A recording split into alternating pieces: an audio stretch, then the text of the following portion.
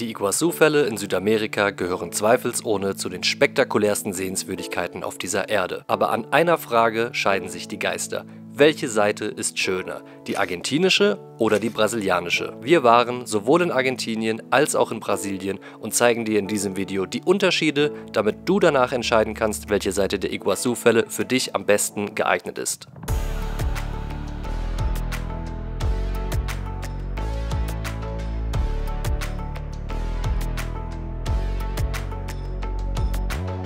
Buenos Dias und herzlich willkommen hier im tropisch heißen Norden von Argentinien. Wir sind in Puerto Iguazú. Das ist der Ausgangsort hier auf argentinischer Seite für die Iguazú-Fälle. Ihr könnt hier von Buenos Aires aus hinfliegen, das dauert ungefähr so 2 Stunden. Oder auch einen Bus nehmen, da muss man allerdings so 20 Stunden für einkalkulieren. Und Puerto Iguazú ist so ein typischer Touristenhub. Also es gibt hier viele Restaurants, viele Unterkünfte. Wir sind hier im Hotel Itavera. Das kostet 25 € pro Nacht für ein einfaches Doppelzimmer inklusive Frühstück. Und hier in Laufnähe befindet sich auch das Busterminal und von dort aus fahren alle halbe Stunde ungefähr so Busse zum Parkeingang hier zu den Iguazú-Fällen auf argentinischer Seite.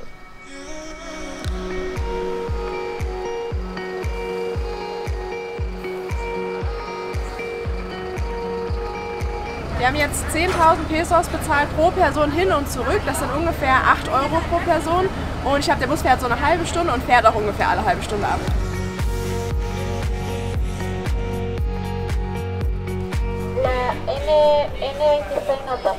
Ich habe vorher gelesen und hier steht auch, dass man eigentlich mit Visa und Mastercard zahlen kann. Dann kriegt man nämlich auch einen ähnlichen Kurs zum Blue Dollar. Aber das funktioniert jetzt nicht. Und ehrlicherweise, wir haben es uns schon gedacht so ein bisschen. Deswegen haben wir schon ein bisschen Cash mitgenommen. Das sind 35.000 Pesos pro Person, das heißt ungefähr 30 €. Das heißt, wir müssen jetzt 70.000 zahlen, also 70 Scheine.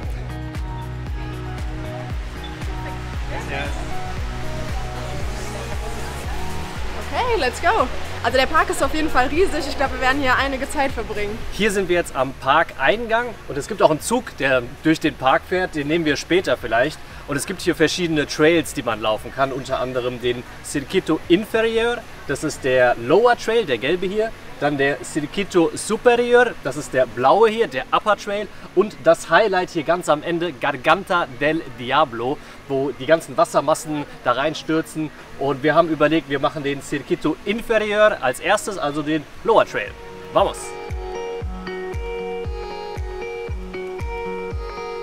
Der Lower Trail ist ein Rundweg, ungefähr auf 60 bis 90 Minuten ausgelegt und heißt Lower Trail, weil man unten bei den Wasserfällen entlangläuft und wir hören es auch schon im Hintergrund, das heißt, wir kommen näher. Man sieht was? Oha. Oh, der erste Blick auf die Iguazú-Fälle. Das ist ja auch nur ein Teil dann, gell? Die Iguazú-Fälle sind ja irgendwie 20, glaube ich, große Fälle. Aber es sieht schon krass aus.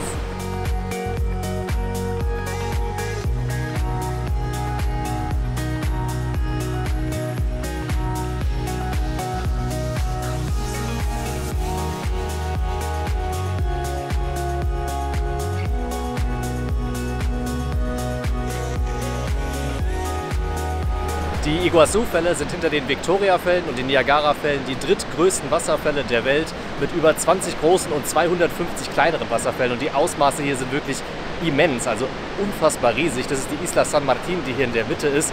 Und ich glaube, hier im Hintergrund sieht man auch den Viewpoint von der brasilianischen Seite. Da sind wir dann morgen, von da hat man einen tollen Panoramablick. Und hier irgendwo dürfte dann Garganta del Diablo sein, wo wir später noch hinfahren. Also hier, dieser Viewpoint, echt krass. Ihr seht hier das Boot. Man kann nämlich auch mit solchen Booten da richtig nah ranfahren. Das kostet allerdings 70 $ umgerechnet. Das ist leider bei uns nicht im Budget, aber also da wird man auf jeden Fall nass. Hier war es jetzt relativ entspannt.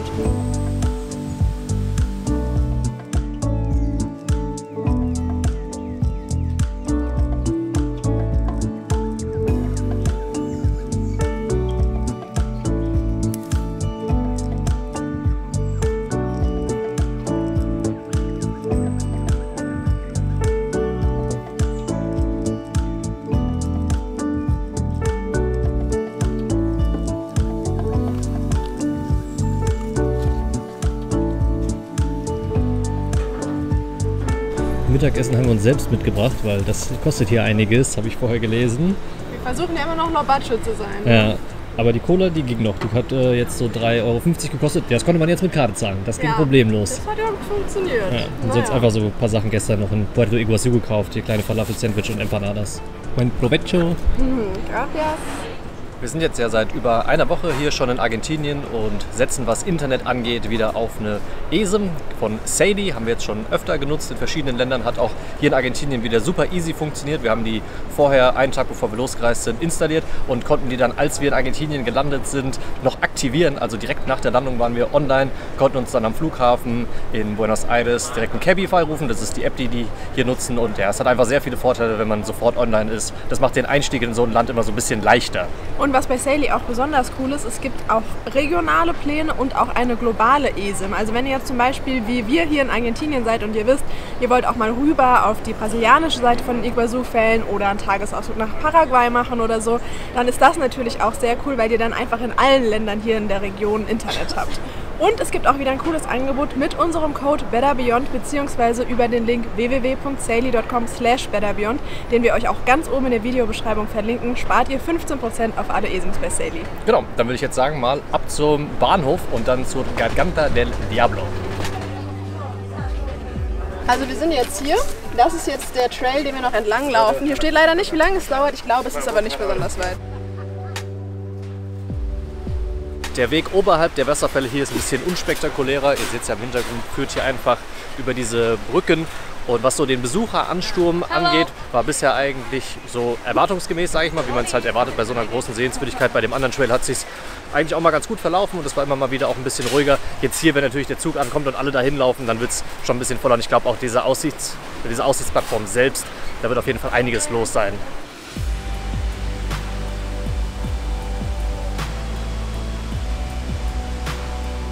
Wir stehen erst einmal oben drüber und jetzt sieht man erstmal so richtig, was da an Wassermassen alles runterkommt. Ich weiß gar nicht, ob man mich hört, weil es sehr laut ist. Sieht ultra beeindruckend aus. Den Platz muss man sich aber erarbeiten. Ja, aber sowas vorne werden auch die Ellenbogen ausgefahren, ne? Den muss man ein bisschen gegenhalten. Ja.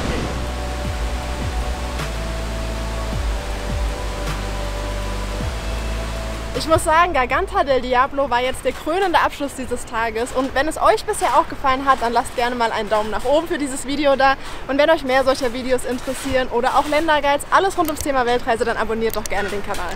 Und damit endet auch der heutige Tag hier auf der argentinischen Seite, den Upper Circuit. Den haben wir jetzt nicht gemacht, ehrlicherweise. Da hinten sieht es auch so ein bisschen nach Regen aus und ist jetzt auch schon relativ spät am Nachmittag. Und wir waren gestern auch schon in Paraguay bei den Saltos del Monday, für die sich irgendwie niemanden interessiert, obwohl das auch ziemlich coole Wasserfälle sind, hier ganz in der Nähe von Puerto Iguazú.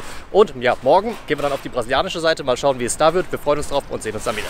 Bom dia e bem-vindo ao Brasil. Herzlich willkommen auf der brasilianischen Seite der Iguazú-Fälle. Die Anreise hierher ist ziemlich simpel. Ihr geht in Puerto Iguazú einfach zu dem gleichen Busterminal. Da fährt auch Rio Uruguay, also auch die gleiche Buscompany. Und dann könnt ihr einfach ein Ticket kaufen. Das kostet 10.000 argentinische Pesos, also umgerechnet so 8, 9 Euro.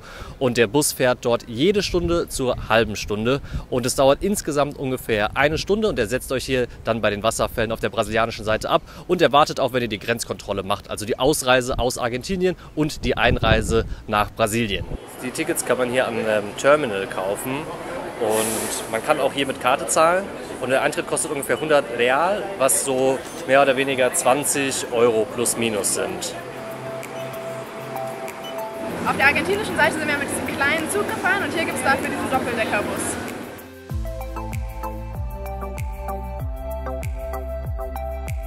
Insgesamt ist die brasilianische Seite der Iguazú-Fälle deutlich kleiner. Es gibt jetzt hier einen Wanderweg, den seht ihr hier im Hintergrund, der zu dem Aussichtspunkt führt. Und der Wanderweg hier ist im Prinzip genau gegenüber von dem Lower Trail, den wir gestern gelaufen sind. Also hier ist die argentinische Seite, die wir gestern gelaufen sind. Und heute laufen wir hier die Seite. Und wenn wir dann da ankommen, ganz am Ende, von da hat man dann wirklich eine schöne Panoramasicht auf die Iguazú-Fälle, wofür halt die brasilianische Seite bekannt ist. Okay, das ist die erste Aussicht hier von der brasilianischen Seite. Schon vielversprechend.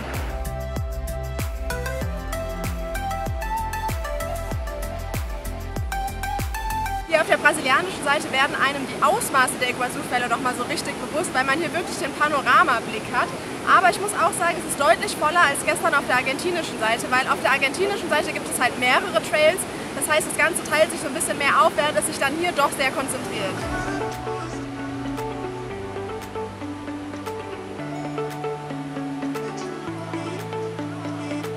Seite hier auf Brasilien hat auch so einen Devil's Throat, nennt sich hier Garganta do Diabo. Da gehen wir jetzt mal runter.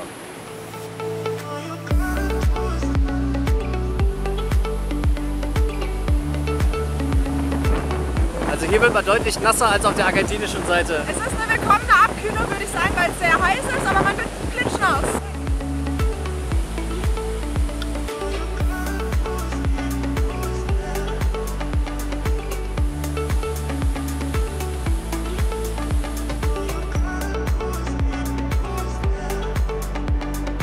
Wir sind jetzt einmal komplett durchnässt und sind jetzt ein Stück hier nach oben gelaufen. Hier ist dann das Busterminal. Von hier aus kann man dann wieder zurückfahren.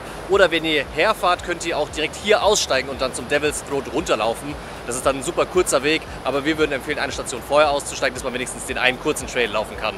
Und man kann hier auch Bootsfahrten machen. Das geht ja von der argentinischen Seite aus auch. Und es gibt auch Helikopter-Rundflüge über die Wasserfälle. Die starten auch hier auf der brasilianischen Seite.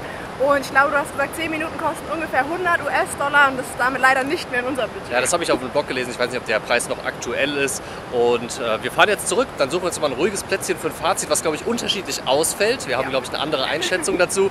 Und dann sprechen wir auch eine Empfehlung aus, was wir sagen, wenn ihr einen Tag Zeit habt, wenn ihr 2 Tage Zeit habt, was dann am besten ist. Ich würde sagen, die brasilianische Seite hat 3 Vorteile. Zum einen ist es deutlich günstiger, also aktuell kostet es halb so viel wie die argentinische Seite. Zum anderen, wenn man sehr wenig Zeit hat, würde ich eher die brasilianische Seite empfehlen, weil es einfach sehr viel kleiner ist und man da einfach nicht so viel Zeit verbringen muss, um das trotzdem zu sehen. Halber Tag reicht eigentlich für Brasilien. Ja, würde ich auch sagen. Und zum Dritten, wenn man nicht so viel laufen kann oder will, dann ist auch die brasilianische Seite besser, weil man halt mit dem Bus da quasi einmal komplett hingefahren wird. So viel zu den Vorteilen der brasilianischen Seite. Die Nachteile, es hat sich extrem gedrängt angefühlt. Also irgendwie, es war super viel los, so ist klar, ja, es war auch auf der argentinischen Seite so, aber da hat sich es irgendwie so ein bisschen mehr verlaufen. Man hat so ein bisschen das Gefühl gehabt, auf der argentinischen Seite kann man was entdecken, weil es halt auch verschiedene Trails gab und man hatte auch mal Phasen, wo nicht so viele Leute da waren. Das verläuft sich einfach viel besser. Bei der brasilianischen Seite war es halt einfach alles sehr gedrängt. Und ich hatte am Anfang auch gedacht, so bei der argentinischen Seite, dass man dort nicht so gute Aussichten hat. Wenn man sagt über die brasilianische Seite, man hat den besseren Panoramablick. Das stimmt auch, aber zum Beispiel dieser eine Viewpoint beim Lower Circuit, den wir gelaufen sind, da hatte man natürlich auch eine coole Panorama-Aussicht. Klar, diese Isla San Martin ist da irgendwie so in der Mitte und man hat nicht so eine tolle Aussicht wie auf der brasilianischen Seite, aber insgesamt fand ich die Experience auf der argentinischen Seite irgendwie besser und mir wäre es auch das Doppelte sozusagen, also 30 statt 15 Euro wert, diese etwas coolere Erfahrung auf der argentinischen Seite mitzunehmen. Ja, da stimme ich zu, weil du hast auf der argentinischen Seite mehrere Perspektiven und kannst entscheiden, für welche du sehen möchtest. Ich glaube, wir sind uns einig, wenn man nur einen Tag Zeit hat, würden wir die argentinische Seite empfehlen. Ja. Wenn man 2 Tage Zeit hat, würde ich sagen, man sollte sich beide Seiten anschauen, weil der Blick meiner Meinung nach doch sehr unterschiedlich ist. Ja, ich würde sagen, wenn man 2 Tage Zeit hat, sollte man die argentinische Seite sich anschauen und die Saltos del Monday in Paraguay. Ja. Weil das hat halt so ein bisschen diesen, ja, wie sagt man, so diesen Abenteuercharakter und als wir da waren, haben wir so 3 andere Touristen gesehen und sowas mögen wir halt auch immer gerne. So, das war eine ganz andere Experience als die ja doch sehr bekannten, aber auch sehr schönen Iguazu-Fälle. Natürlich waren die Saltos del Monday nicht so spektakulär, aber es hatte irgendwie so was Besonderes, auch mit dem Grenzübergang, mit dem Fluss und so. Also das hat mir sehr gut gefallen. Das wäre meine persönliche Empfehlung. Ich glaube, die werden wahrscheinlich der wenigsten folgen. Und aber das könnte man sogar theoretisch beides an einem Tag machen. Also die brasilianische Seite und die Saltos del Monday, wenn man sich einen Fahrer nimmt, schafft man das an einem Tag sogar. Und wenn man 3 Tage Zeit hat, dann kann man das eigentlich alles relativ entspannt machen. Ich würde auch sagen, im Optimalfall nimmt man sich 3 Tage Zeit. Und jetzt wollen wir natürlich mal von euch wissen, wart ihr schon mal bei den Iguazu-Fällen und wenn ja, auf welcher Seite oder auf beiden? Welche hat euch besser gefallen? Oder wenn ihr noch nicht da wart, ihr habt jetzt ja im Video beide Perspektiven gesehen, für welche würdet ihr euch denn entscheiden? Genau, dann sehen wir uns nächste Woche wieder. Wir freuen uns, unsere Reise hier in Argentinien geht weiter. Bisher war es richtig cool. Bis dann, macht's gut. Ciao, ciao. Ciao. Also hier wird man deutlich nasser als auf der argentinischen, auf der brasilianischen. She had document scanning and all this. She was like, you need to call him. Yeah, you know who's going to answer. Don't you know? Oh yeah. Sure. Ein Varan, daran zu erkennen, dass er wie eine Schlange immer mit der Zunge so rausgeht. Nachdem wir gestern Warane gesehen haben, sind das hier Agamen. Kann man meistens an der Kopfform erkennen. Ein Nasenbär. 70.000, das heißt 70 Scheine, die wir hier brauchen. Verdammt. Ich glaube, ich werde gestochen.